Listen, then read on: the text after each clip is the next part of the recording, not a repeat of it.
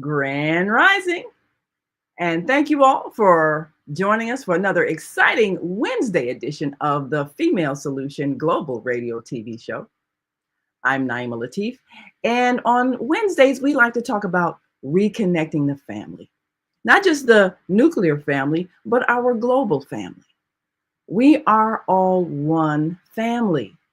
On this planet Earth, we are connected to all of the systems, the ecosystems, the economic systems. Everything is affecting everybody. So when any of us are in trouble, truly all of us are in trouble. Recently, we have seen disaster. Part of our global family in Texas is suffering from the effects of flooding. And we've seen in real time people's homes being washed away. It's considered a natural disaster. Now, there are those who will say some of our tamperings with the weather brought about this disaster. And there are times when that happens. But more importantly, how do we respond when one of our family members, wherever they are on the globe, is in trouble? There's always the thought that we should have been better prepared. And do we have systems in place to respond?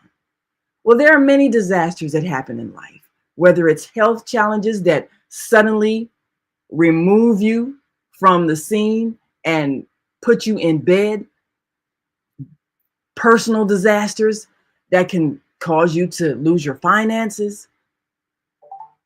How prepared are we when disaster strikes? Well, today we're going to talk to legal advisor Warren Houston, who, of course, is no stranger to the Female Solution Global Radio TV show. A resident of Texas, he's seen, as we've all seen, the effects of this unexpected weather disaster. And he's overcome some challenges himself.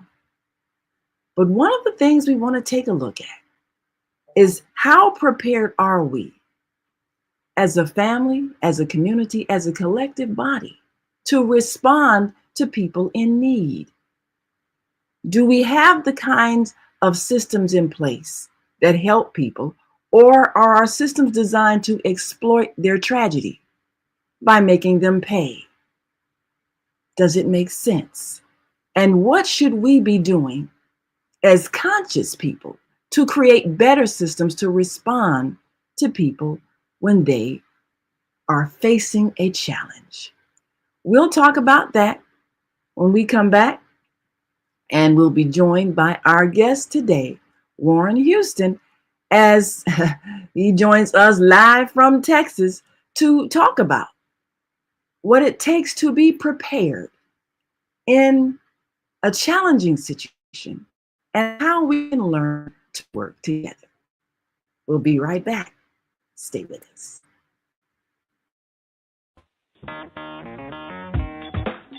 Women have the power to transform this world. We can end crime and violence if we all agree to do one thing: share. Let's share our wisdom, share our time, share our talents, share our finances, but most of all, let's share our love. This is the Female Solution. And we are back. And joining us live from Texas is our dear brother, legal advisor, Warren Houston. Thank you so much for joining us today on the Female Solution Global Radio TV show.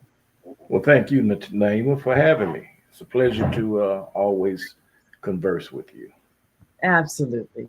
Well, you've been with us since the days when before we were just on Blog Talk Radio, and we heard your voice, so now we can see your handsome face in person.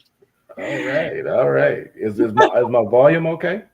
Yes, it is. It's wonderful. Okay, great. All right.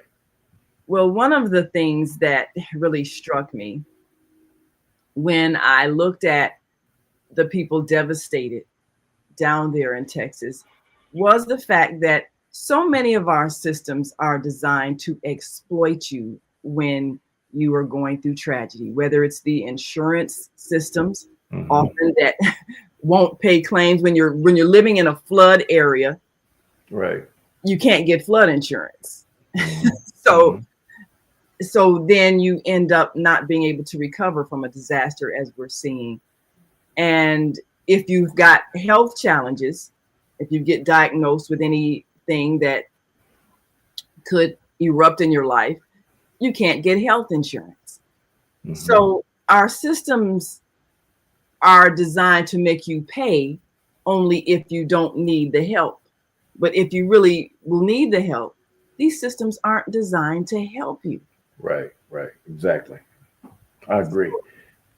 So now you've seen the areas where they've been flooding, and just based on how, as you driven through those areas, based on what you've seen and the way it's designed, deep in the valley, does it look like something that the people should have been prepared for in a major storm, knowing that water running down from the hillside would cause flooding? And if there's not going to be insurance for flooding, should people maybe have not built homes there? What are your thoughts on that?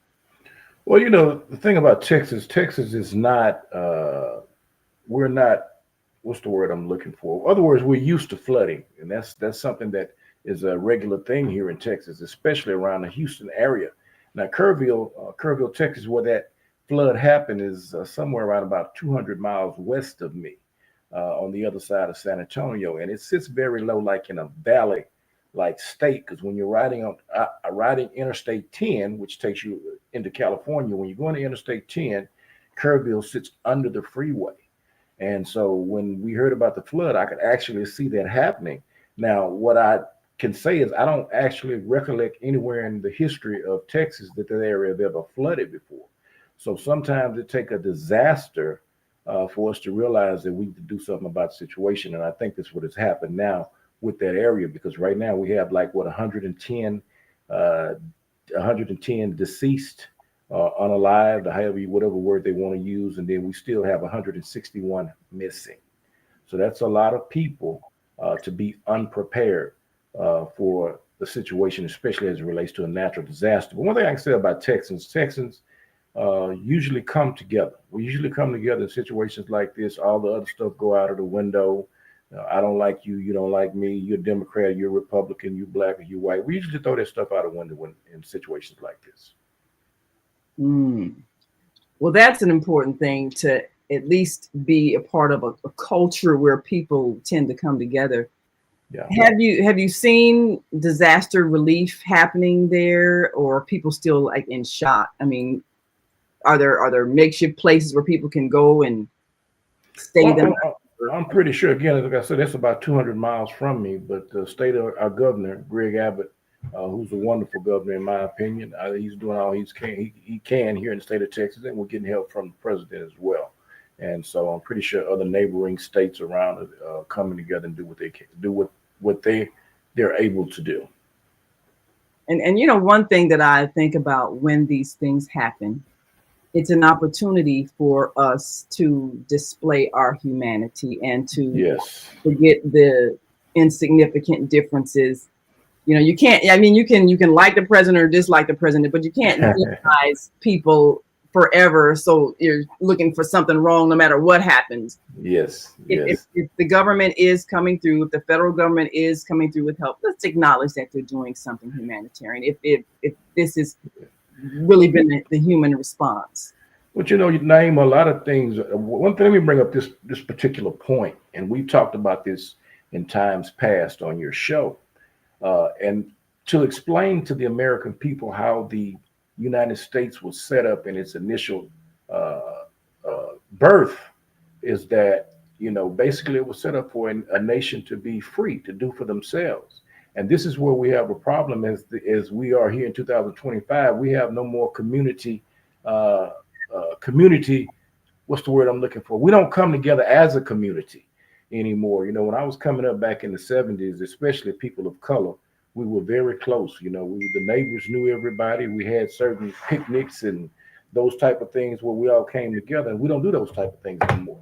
But if we came together as a community and be responsible or accountable for first for ourselves, our family for second, and then for our community, then we can be better prepared for these types of disasters. As I talk about again, if you know the history of this country, they had what was called the Shepherds Rebellion. And the Shepherds Rebellion took place after this nation was created as a force to put the 10 Amendments into the Constitution, because they were not there at first. The first 10 Amendments are there to protect the citizen from government. And I bring it up again, Naima, because you talk about these systems, these insurance companies and these stuff. Well, of course, this is a capitalistic society, so everybody is more or less concerned about making a dollar. So you have to be accountable and responsible for yourself first, your family second, and your community third. And if we do that and start thinking in terms of that and putting differences to the side, then maybe we can make a better community, a better state, a better United States. I do believe that is correct. And one of the things that I've observed in a lot of these situations where there's a need for people to come together, when people are disconnected from their community, you have people who never come out of their homes, don't interact with people, may not even talk to their family. Those are the ones who tend not to survive these situations. Yes. And that's why isolation can be a very dangerous thing as they mount up the death toll. You know, sometimes if people don't even remember that you're there in that house, they never see you. You could be lying somewhere dead. Right. Nobody even remember that you existed. That's right. So being connected to some kind of group, some kind of people is really essential to your survival.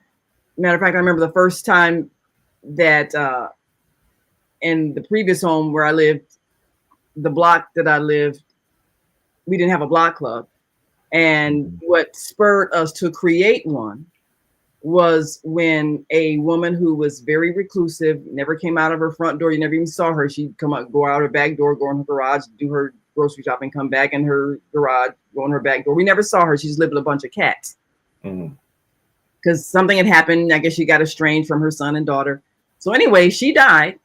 And she was in that house dead for 3 weeks. And no one missed her because she never spoke to the neighbors. But then there was this smell that erupted.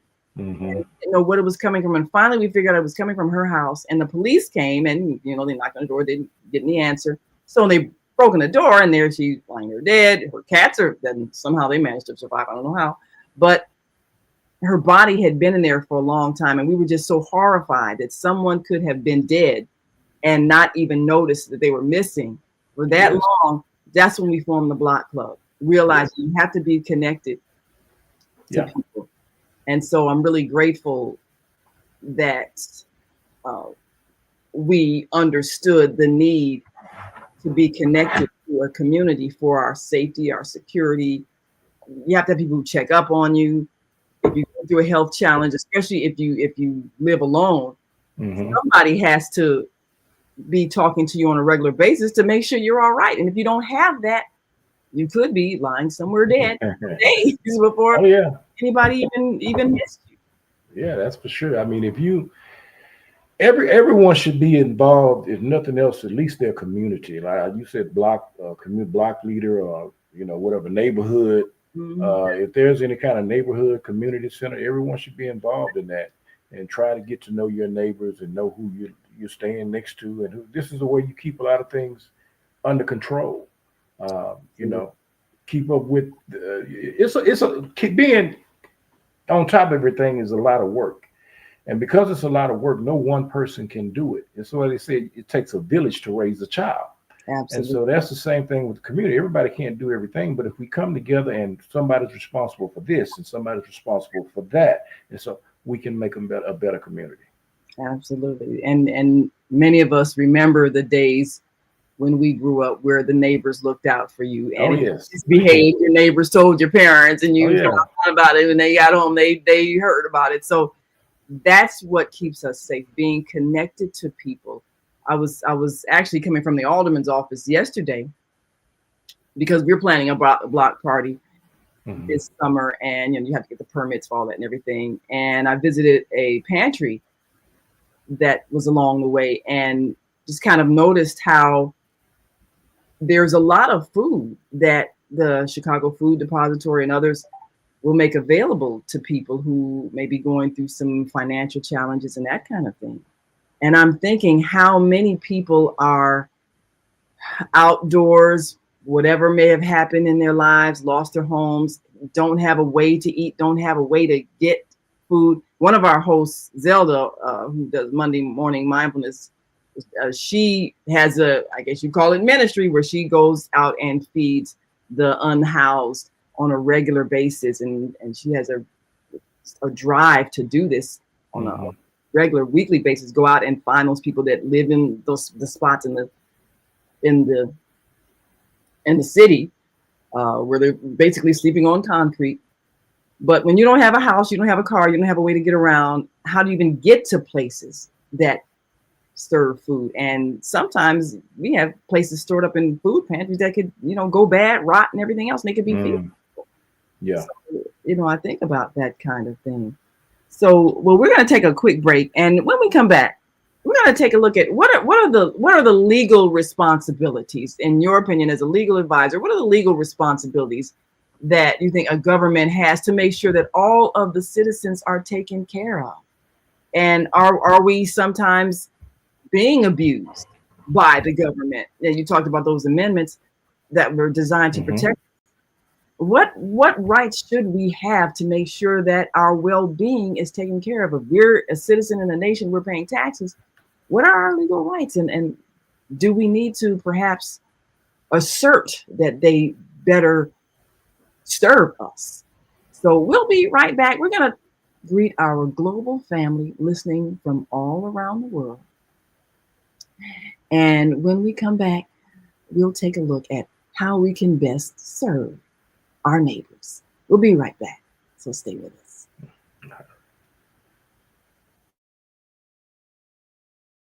We are global transformers, changing the world from the way it is to the way it should be. We are one. Wherever we live on this earth, we are one human family. On behalf of our team of radio hosts, I'd like to extend a greeting to all the members of our family, whenever and wherever you may be listening around the world. To our family in China, Ni Hao. In India, Namaste. In Japan, Konnichiwa. In Korea, Annyeonghaseyo.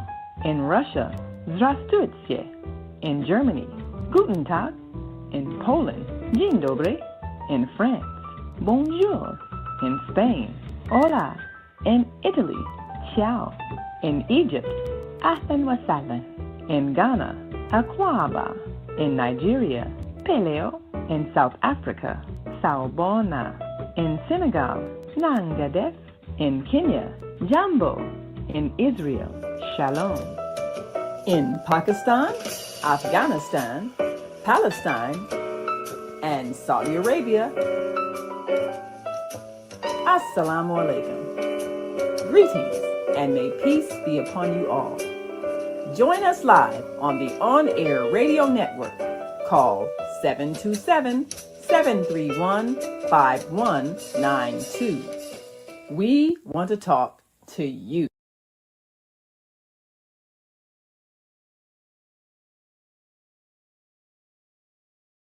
Yes, we do want to talk to you, and we want you to talk to us too. And right now we're talking to Warren Houston, legal advisor, coming to us live from Texas, where so many people have lost their lives in flooding that has really touched our hearts and maybe made us feel a bit of alarm. How prepared am I for a disaster? And how prepared are our cities to take care of us if we should go through a disaster? What are the legal responsibilities of our government to make sure every citizen has what's needed for basic survival? So this is, and you mentioned, Warren, about how this government was formed, the response that the founding fathers had of really living under a very abusive, oppressive system under the British Empire. Yes. And wanting a nation that was more citizen based, where the people had the power. So, what, in your opinion, what do you think, based on what is supposed to be happening, what is the responsibility that the government has, as far as what it has on paper that's supposed to do, and just the moral responsibility to make sure citizens are taken care of? Well, I'm definitely not trying to get the government off the hook, because the government do bear some responsibility. But in my thinking, in my process, is that I'm the first one that's responsible for me, nobody else. Because in the end, if I meet some kind of demise, I can point the fingers all day long, but I'm the one mainly that's responsible and accountable for me.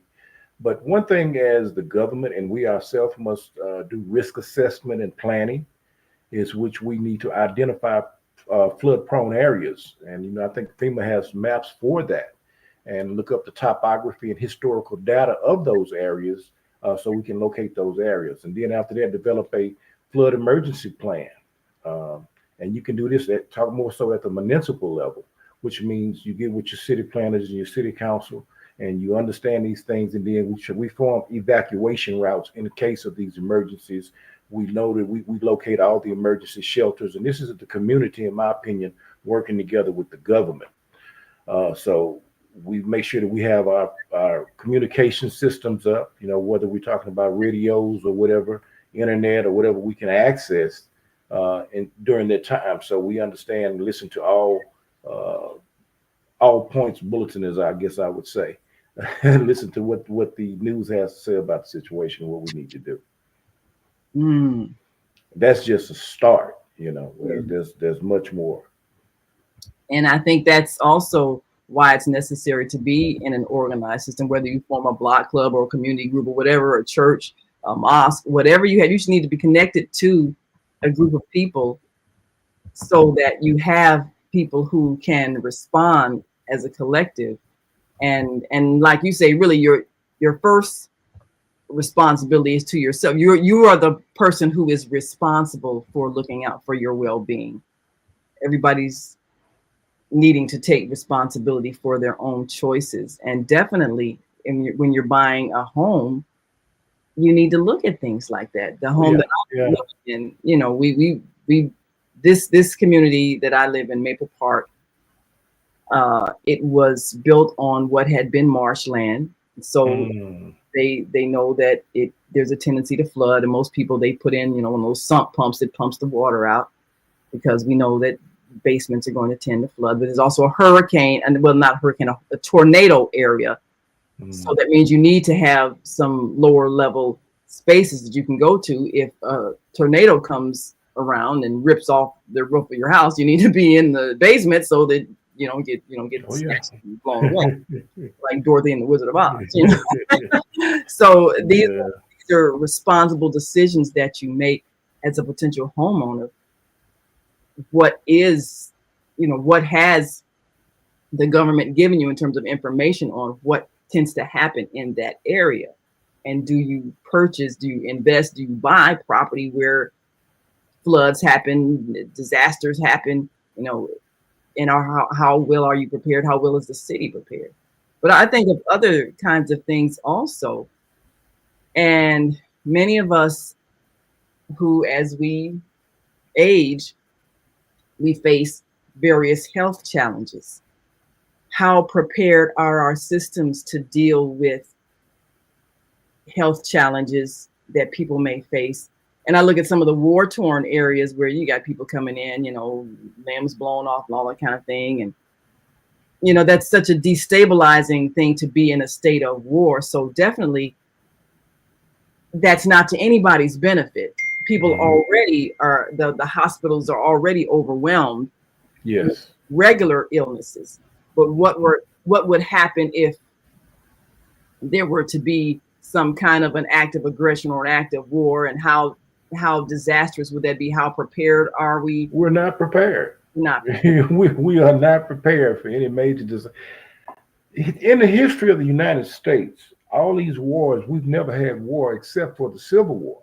We've never had war on these soils. So we've never experienced being bombed from another country. Now we've had our little natural disasters here because I mean even Houston is no stranger to floods. We had flood a few years ago. It flooded the whole city, and we was out of electricity for several days. But the fact that we don't come together as a people to prepare for things is a sad situation within itself. Because again, you're the one that's responsible, and if something happened tomorrow, and it may sometimes it take disasters to wake us up, because this is how we come up with certain laws, and then we got to go back and look at this thing now and really take a good look at it and understand it, because we were slipping in the beginning.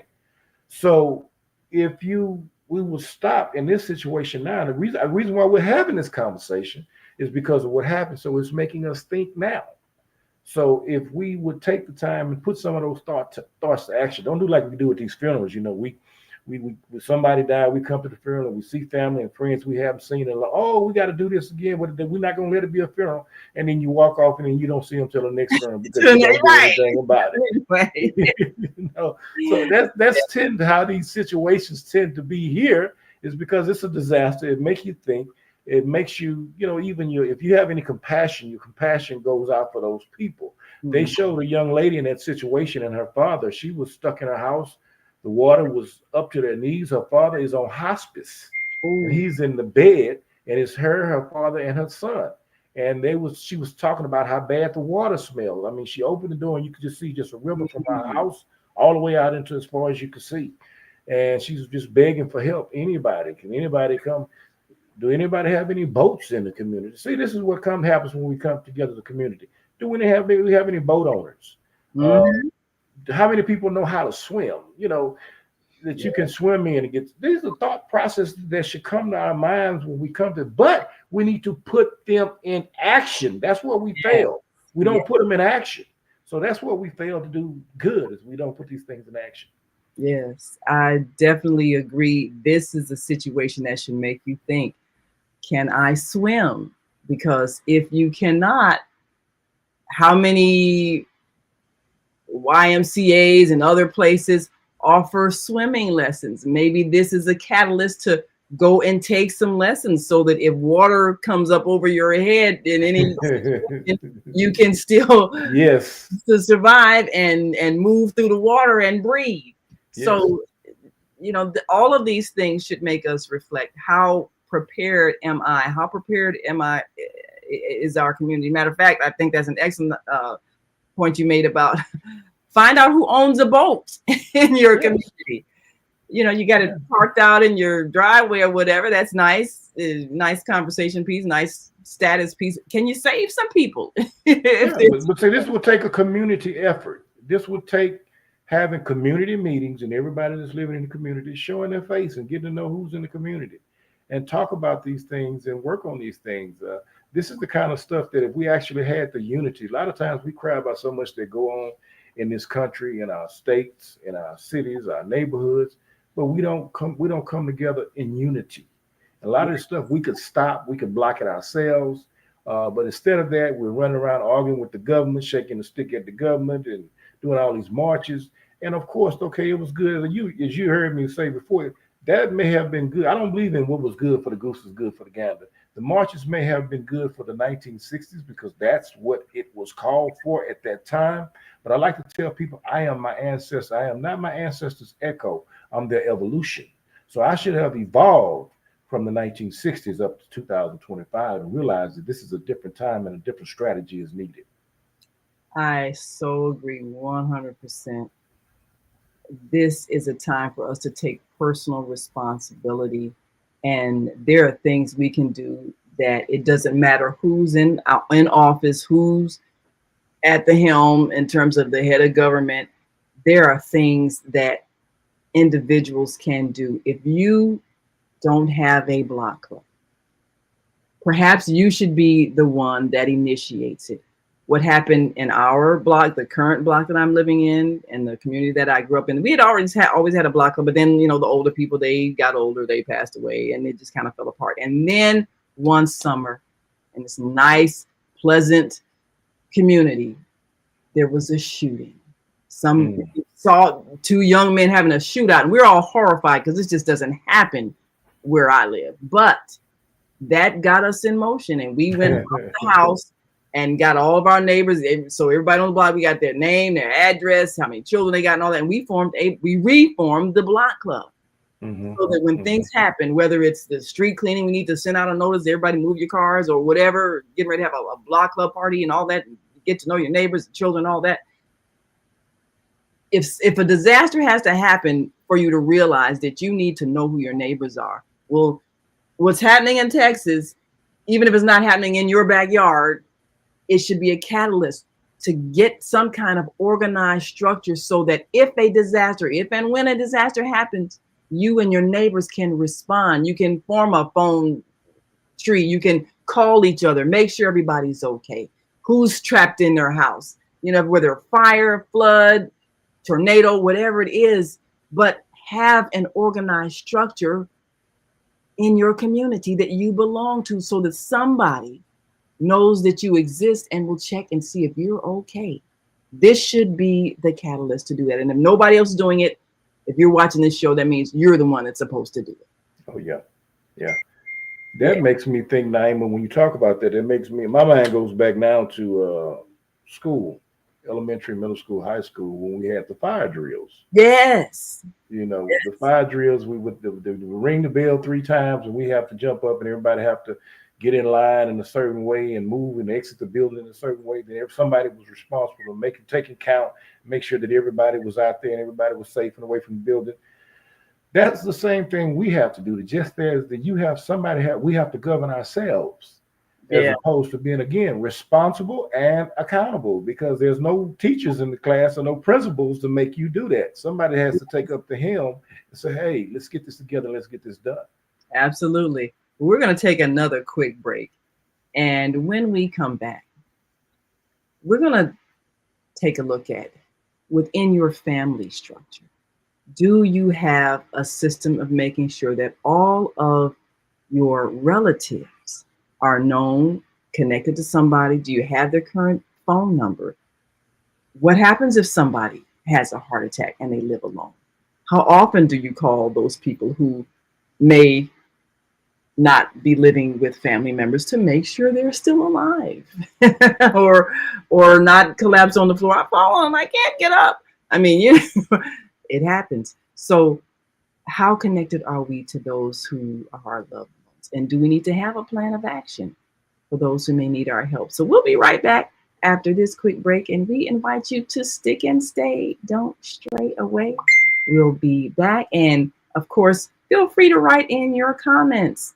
If you have been moved to perhaps do a certain thing as a result of what you have seen, and are you willing to take responsibility to get in touch with those who you haven't heard from in a while to make sure they're okay? We'll be right back. So stay with us. The Soulful Chicago Book Fair, Woodlawn's premier summer event, returns to 61st Street between Cottage Grove and King Drive, Saturday, August 9th, 10 a.m. to 8 p.m. Join us for another celebration of literary works by and about the Black experience, featuring children's books,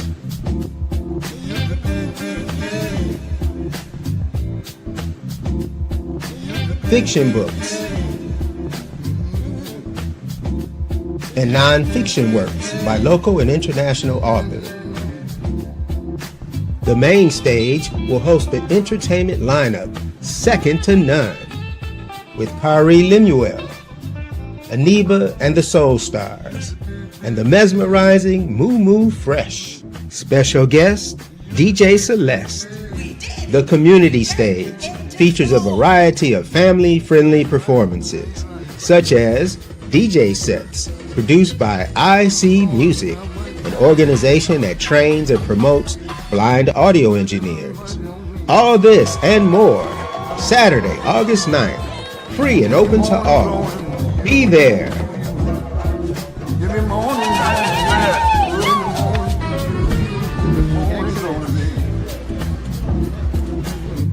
Visit SoulfulChicagoBookFair.com for more information.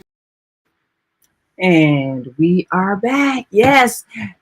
We gotta see you at the Soulful Chicago Book Fair. I'll be there.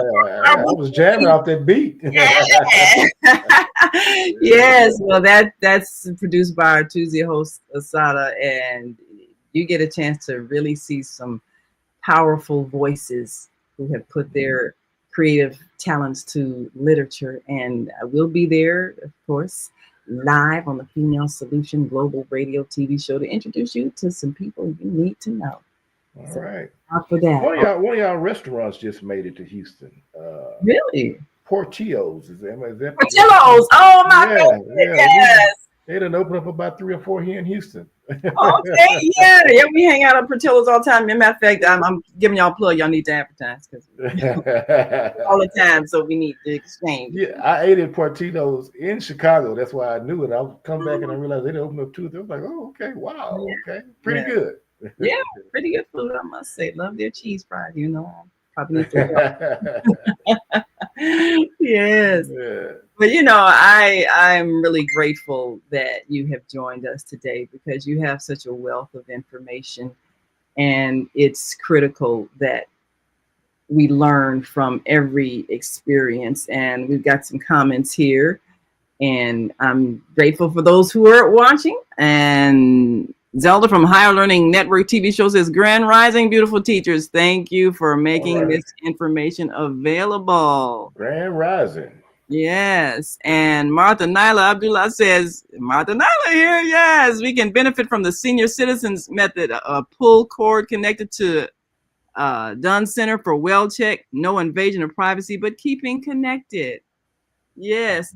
Yeah, that's a thing that I think, and I really became conscious of it. Of course, my mother transitioned last year, but I was the person that was responsible for her care for a number of years. And then she was mobile and got around. She just had lost her sight. But I was always conscious of making sure whenever I left town or left the country or whatever, that there was a family member here that could be present and make sure she was okay. She was very independent. But a lot of our seniors are living alone, and they may not necessarily want the feeling of their privacy invaded, but you have to have some kind of way that you can reach out to people if you're in trouble. If you have a sudden heart attack, and you're falling on the floor, there's nobody around. How do you make sure you can call somebody for help? So, Warren, what do you think is a necessity for many who may be living alone, whether they're seniors or young people, because anything can happen? There's 911, but how do you make sure that you got your phone ready that you can call somebody?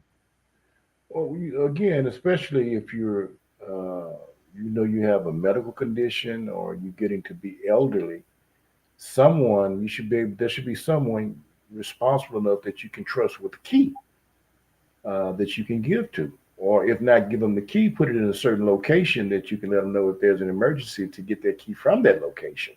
Yeah. And it starts with individual and then the family, within the family, being responsible. What family members do you have that may need observation or may need just that extra assistance? And even though we go up, one of the major problems that we can't get this thing done is what I call emotions or ego. We have different problems. I just was talking to, as I was listening to your situation about your neighbor, your conversation that you were just explaining about the neighbor that was going through. I was talking to a friend of mine that went through the exact same thing. Situation was, this was her sister. Oh. And her sister had been missing for 3 or 4 weeks before they decided to check on her in the same situation. And she felt kind of regretful because they were not at good odds when this happened. They were not at good ends when this happened. They were at odds. And, the thought process now is, if I knew this was going to happen, maybe I could have cleared that up, but we wouldn't have been there. So we have to realize what we're doing with our time and how we're thinking, how we're using our time. Are we using it wisely? Because a decision you make could change things for the better or for the worse. That you have to make it in a split. That is true. That is true. And if you are estranged from a family member, this is a warning.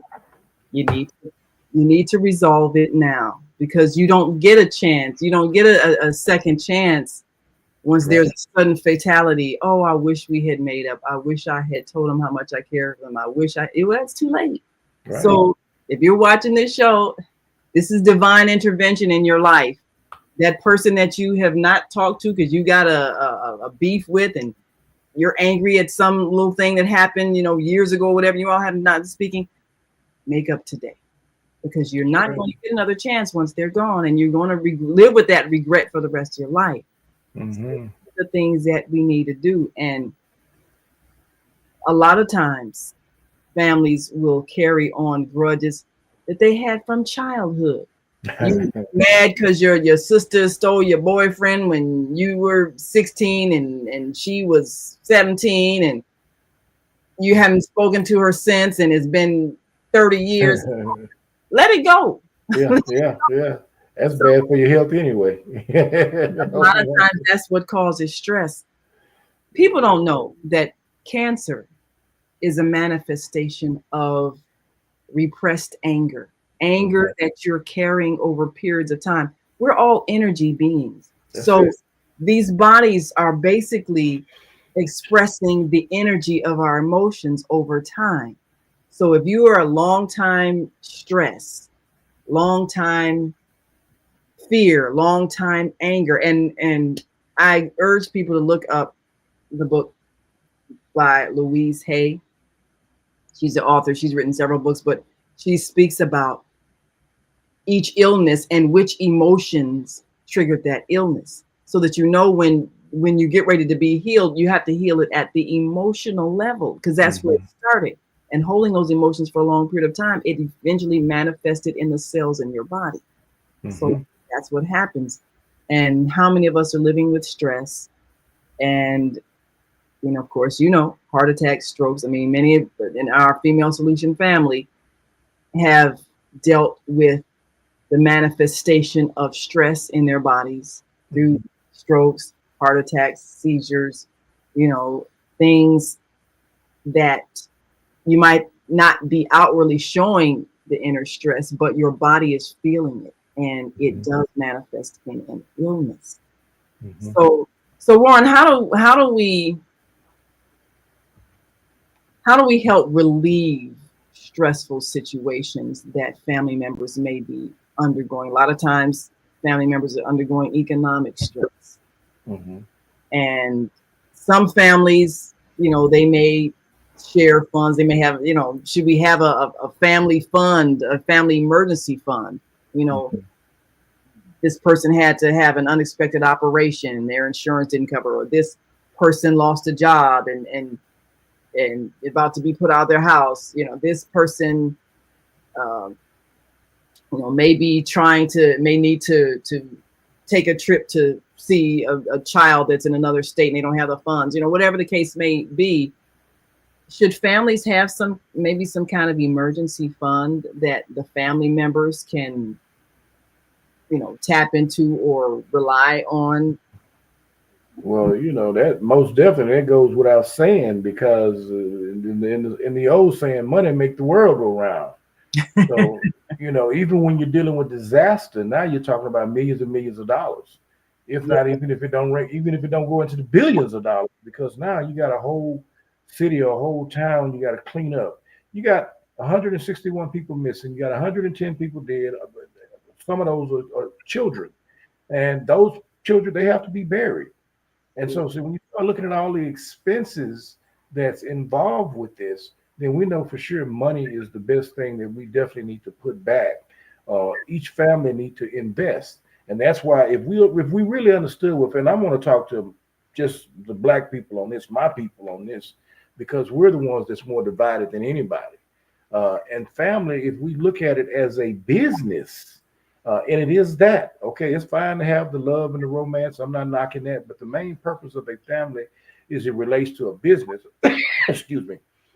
And so therefore, If education was pushed in that family, and we found out where the talents were and where the talents lied in each other, and push that talent in the education realm, then that person can come back and be successful to the family.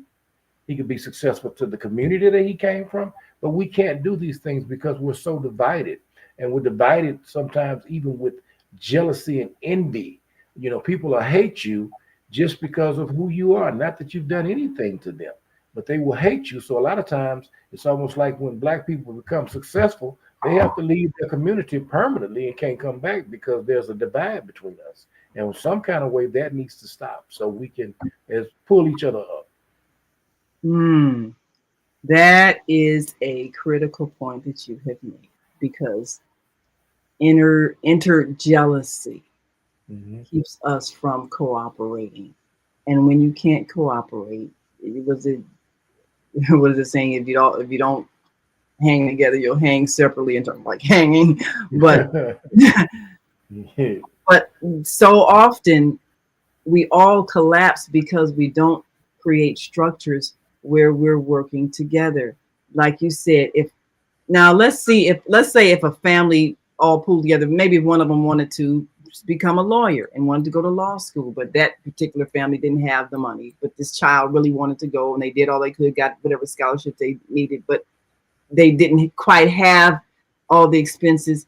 If that family, if they had, brothers and sisters, aunts, uncles, cousins, that pulled together and got them through law school, Mm-hmm.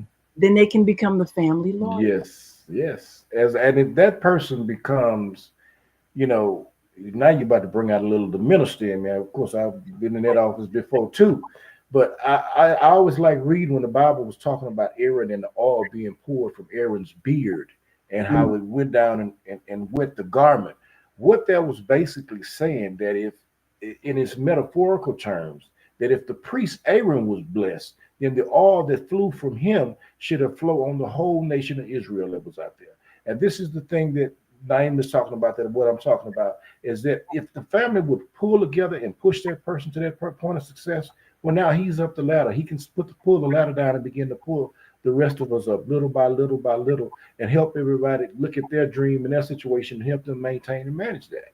That's how things are operated. But we have to get away from the carnal mindset, the lower nature that causes us to act out in these emotions of ego. That's the lower nature. We got to come on up to heaven. We got to come here and get away from the lower nature. I do agree. That is what has to happen. We're going to take one last break. And when we come back, we'll look more at how to go about being prepared for the unexpected, making connections with people, and ultimately taking responsibility for your life so that when disaster happens, you're ready to survive. We'll be right back after this last break, so stick and stay. Don't stray away. We'll be back in a moment, so stay with us.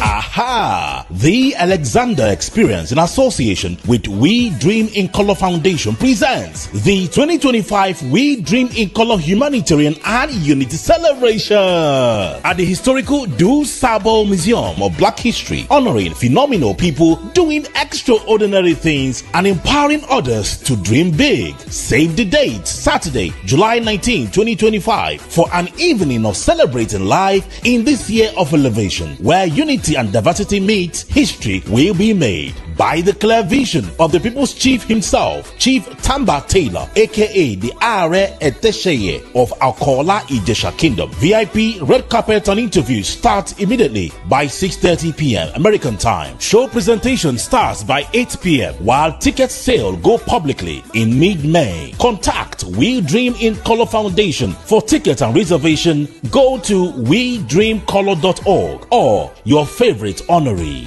One love.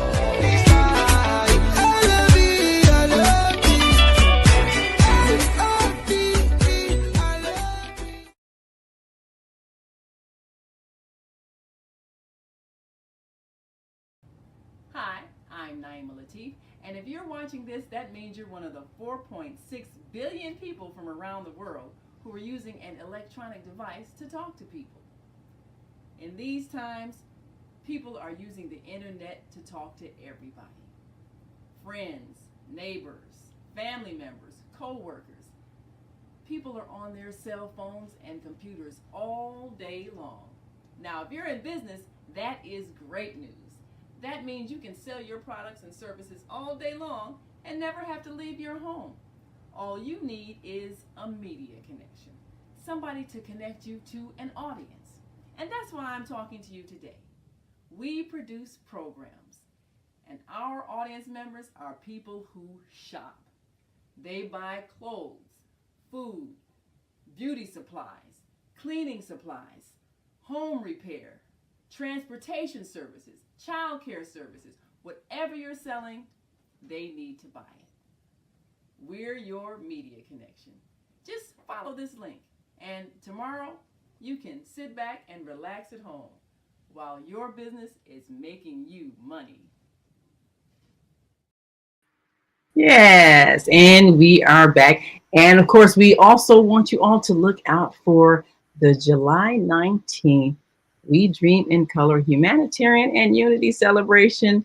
I'll be among those receiving an honorary doctorate degree, and certainly there will be. Congratulations. Oh, thank you so very much. And you can text me, and you can email me at naima.thefemalesolution@gmail.com, or text me, and of course we'll gladly supply you with tickets so that you can be part of that celebration. We want you to get your VIP tickets. We'll talk more about that next week as we prepare to honor many, not just in the United States, but overseas, who have been involved in philanthropic work, who have been assisting with elevating consciousness through education and in all manner of ways. And this is an event that is produced by Chief Dr. Quentin Tamba Taylor de Alexander, who always does fabulous shows. And it's an opportunity to recognize those who have done outstanding things. And he's been a philanthropist over in Africa and other places for a number of years.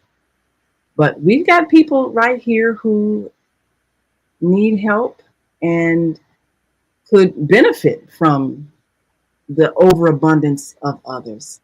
So, Warren, I was having a conversation with some friends the other day. We were talking about the possibility of all the overabundance of food that we have. Mm-hmm. And, we see a lot of times it just rots because no one is eating it. Yet there are people who are out there that are homeless. And I learned that restaurants cannot just give away food to the homeless because they're what we wanted to do is take food that was going to be, tossed out after banquets or after a day at a restaurant. They can't resell it because it stay overnight and so forth and be too old. So what we wanted to do is take it and feed the homeless, the poor, those who. Which is a good idea. But they said that they could not legally do that just in case they got sued. And I thought, okay, how insane is that? If somebody's living out on the street, like our sister Zelda does, feeding people, if somebody's out there, they don't have a house, they might have a tent to stay in, but if not, they're living under a viaduct, they barely have more than the clothes on their back, and someone gives them some food from a restaurant, how are they going to get a lawyer and sue? I mean, that's just kind of stupid. And I'm thinking, you won't feed people your extra food that you're going to throw in the garbage because they might sue you. So what they have to do is go in the garbage and get it, and then that way you're not liable for if they get sick. I'm laughing, but that's not funny. But having a legal mind, I understand that concept. It's like the doctor who's on his way to work, and somebody's medical attention drawn. And a lot of times those doctors will keep going because if they stop, and get involved with that situation and it doesn't go right, then they'll end up being sued behind the situation of that person. So I do understand that concept, although, and I guess I can say his name on air because I'm really proud of that restaurant. We have a restaurant here. We have a couple of restaurants I can think of. Demasi's Mediterranean, which I know, and Killen's Barbecue. That's what they do at the end of the night. They take their food and they go downtown and they give it to the homeless instead of just throwing it out and throwing it away. And especially, what was that?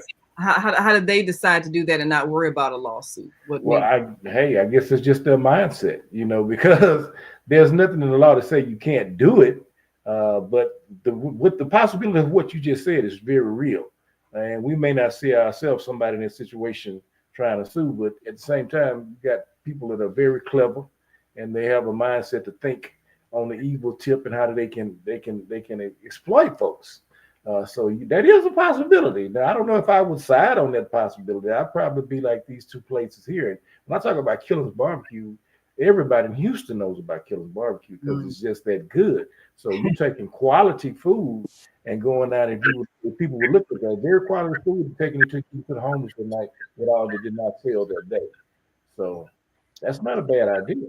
Well, this is what I would urge. And we had actually, my daughter was inspired to do that. We went to a banquet one time and just saw piles of food that was not eaten. And we were told, oh, we have to throw this out. We can't sell it we can't serve it at another event. It just has to go in the garbage.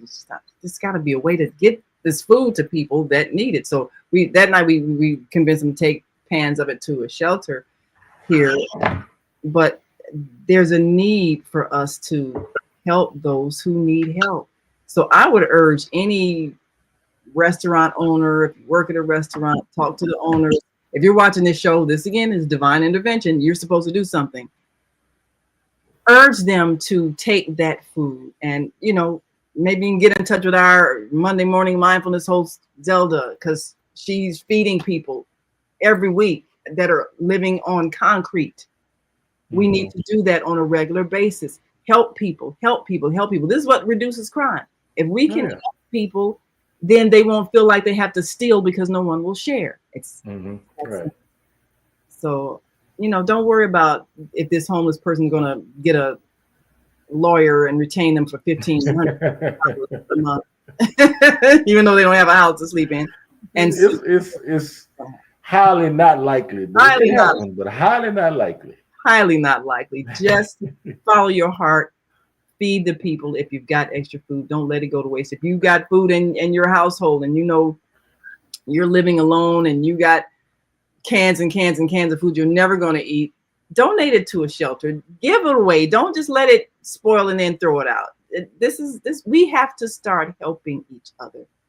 So this is what I would advocate. Everybody, look at what you have that you're not using. Donate it to some kind of organization that's helping people who desperately need help. That's how you can add to the energy of kindness and benevolence on the planet. Give what you have.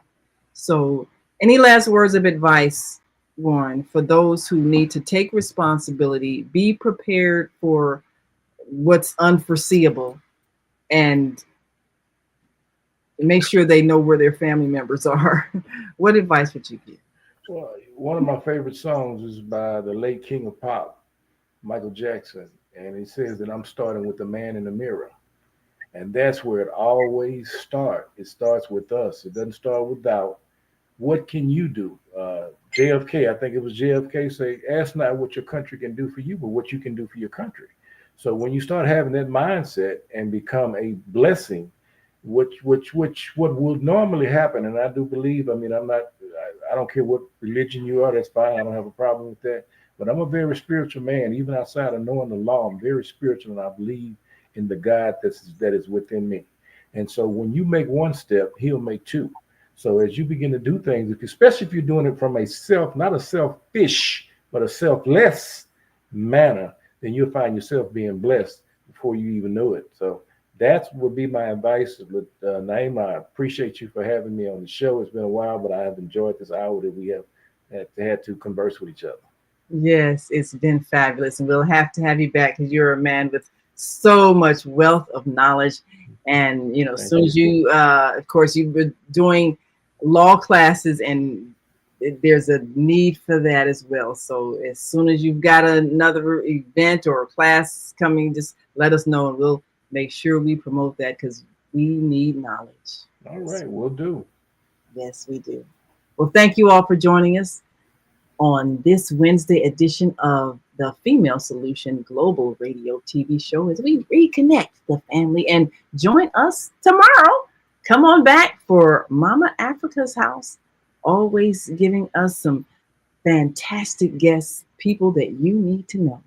And until that time, we ask you to continue to shine your light. We've come to the end of our show today. If you missed any broadcasts, go to our website for the audio and video archives at www.thefemalesolution.com. On behalf of our team of radio hosts, I'd like to thank all of you who participated in today's discussions. And to our global family joining us from all around the world, we say thank you. To our family in China, xie xie. India, Dhanyavad. Japan, arigato. Korea, kamsamnida. Russia, spasiba.